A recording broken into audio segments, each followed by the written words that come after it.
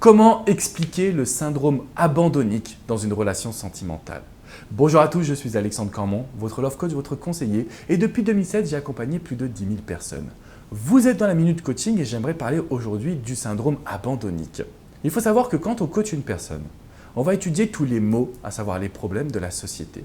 Et aujourd'hui, de nombreuses femmes, mais aussi des hommes, vont avoir cette peur de l'abandon. Que ce soit lié à leur passé, leur enfance, leur vie sentimentale. Aujourd'hui, de nombreuses personnes ressentent la peur de perdre l'autre. C'est une forme de dépendance affective extrême qui va gâcher la relation et qui va vous empêcher d'être heureuse. Alors, si jamais vous êtes en couple avec une personne abandonnique, si jamais vous-même vous avez peur de cet abandon, vous devez savoir une chose. Le besoin de valorisation est extrêmement important. Beaucoup plus avec ces personnes qu'avec d'autres. Donc si aujourd'hui vous avez envie de vous en sortir, si vous subissez ce genre de syndrome de l'abandon, vous devez absolument travailler sur votre confiance. C'est un processus de développement personnel.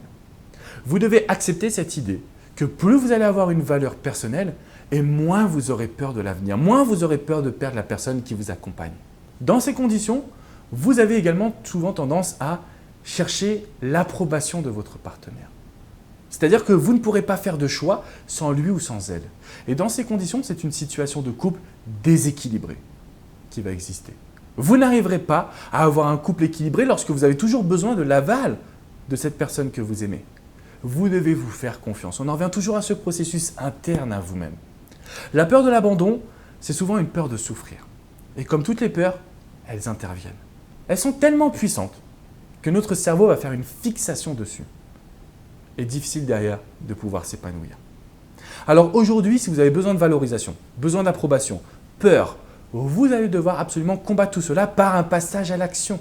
Le passage à l'action, il est premièrement sur vous. Vous ne devez pas que exister à travers le regard des autres. Vous ne devez pas exister que à travers ce que les autres pensent de vous. Ce qui compte, c'est vous. Qu'aimeriez-vous changer sur vous? Vous n'aimez pas votre cravate? Changez-la.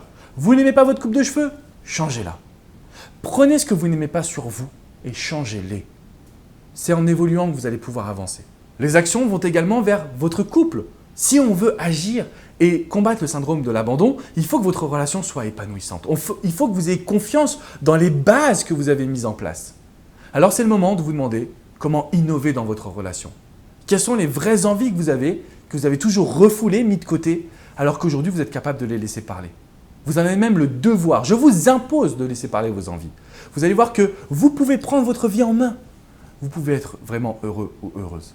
La petite astuce que je transmets à toutes les personnes que je coach est extrêmement simple. Chaque être humain a besoin de stabilité. Ça, c'est pour tout le monde pareil. Alors vous allez devoir aujourd'hui équilibrer vos vies.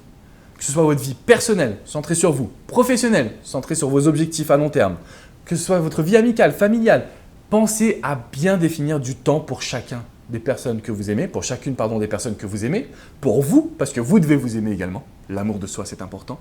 Et vous verrez qu'en agissant de cette manière-là, vous allez pouvoir améliorer votre couple, combattre ce syndrome abandonnique et finalement, vous ouvrir l'amour pur. Vous ouvrir la porte d'une situation heureuse et stable, sans que vous ayez besoin d'en faire plus, parce que vous serez vous-même. Je vous dis à très bientôt pour une prochaine vidéo coaching.